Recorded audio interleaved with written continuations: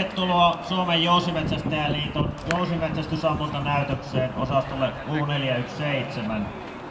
Minä olen Arto Ylisaukko ja näytösampujina ovat Henri Harju Taljajousella ja Veli-Matti Dahlgren Vastakaarijousella. Nykyaikaiset jouset, olivatpa ne sitten taljajousia tai perinteisiä jousia, ovat erittäin tehokkaita metsästysaseita. Metsästyslailliset jousityypit ovat taljajousi, vastakaarijousi ja kolmantena pitkäjousi. Perinteisessä metsästysjousessa ei juurikaan käytetä lisävarusteita. Jänteelle asetetaan nokinpaikkamerkki, jotta nuoli asettuu aina samaan kulmaan suhteessa jänteeseen. Jänteellä saattaa olla myös värinän vaimentimet.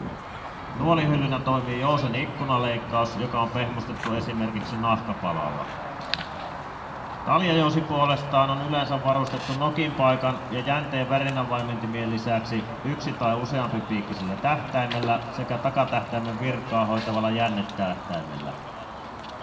Taljajousissa on myös pysty- ja sivusuunnassa säädettävä nuolihylly ja lyhyempi tai pitempi vakaaja. Taljajousella ammuttaessa käytetään yleensä myös laukaisulaitetta. Varsi eli jalkajousta eli kivääritukkista jousiasetta ei metsästykseen saa Suomessa käyttää.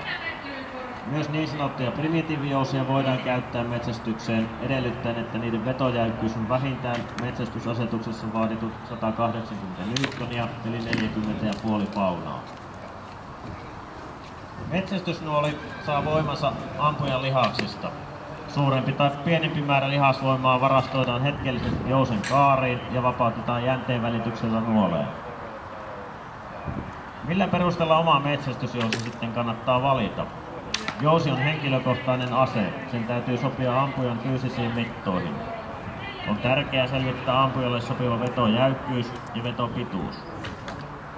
Karkeasti yksinkertaistettuna teknisempi taljajousi tähtäimineen ja nuolihyllyineen vaatii enemmän perehtymistä itse aseeseen. Rakenteeltaan yksinkertaisemmat tähtäimettömät pitkäjousi ja vastakaarijousi puolestaan vaativat erittäin paljon harjoittelua.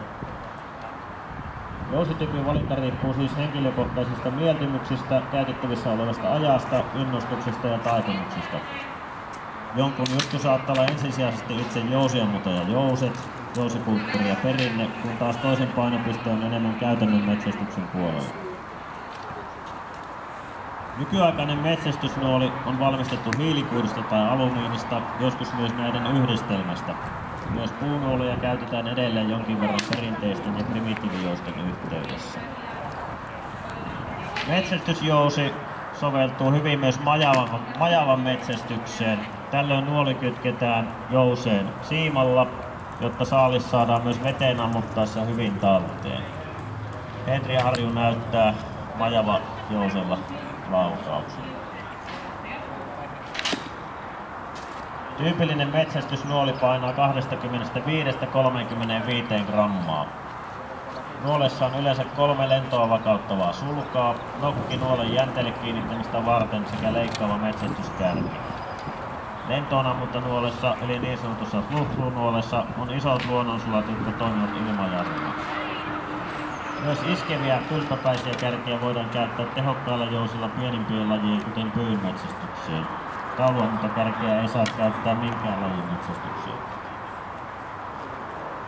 Leikkurissa eli leikkaavassa metsästyskärjessä on 2–4 erittäin terävää terää. Kärjen leveys on tyypillisesti 25–38 mm.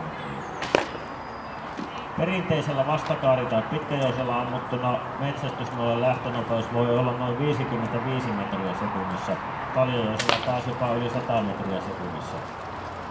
Ero johtuu siitä, että taljapyörien avulla saadaan jousen kaariin varastoitua suurempi energiamäärä.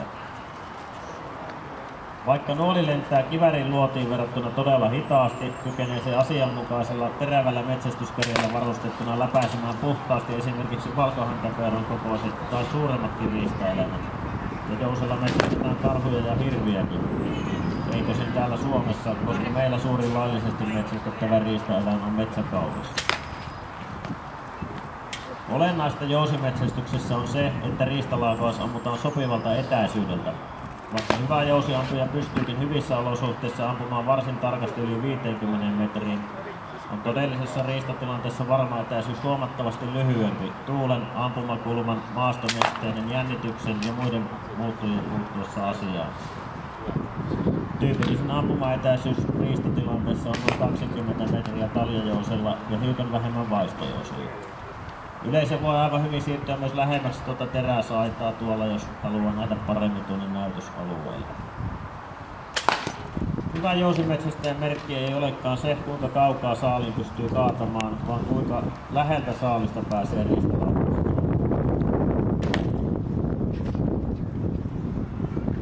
Jousimetsästys on Suomessa edennyt askel askeleelta kohti suurempia riistalajeja.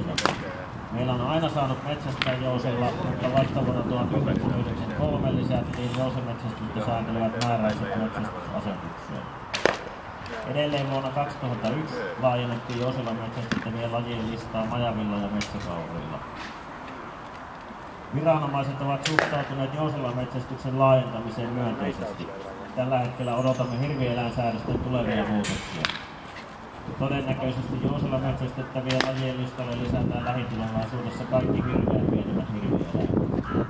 Euroopassa pääsyä odotetaankin jousimetsästäjien. Yhä useampi Euroopan maa sallii jousimetsästyksen. Viimeisimpiä ovat Grönlanti, Viro ja Valko-Venäjä aivan tässä muutaman sisällä. Pohjois-Amerikan mantereella kaikki lajit oravalta piisavia suurimpiin karhuihin ovat tavanomaista jousimetsästäjää. Vaikka eräsmetsästäjät saapaneet kaikki Pohjois-Amerikan 27 suuria jousia. Myös muilla mantereilla metsästetään jousilla pääasiassa suurta riistaa. Jos kukkarokeista pääsee Afrikassa kaataan jousilla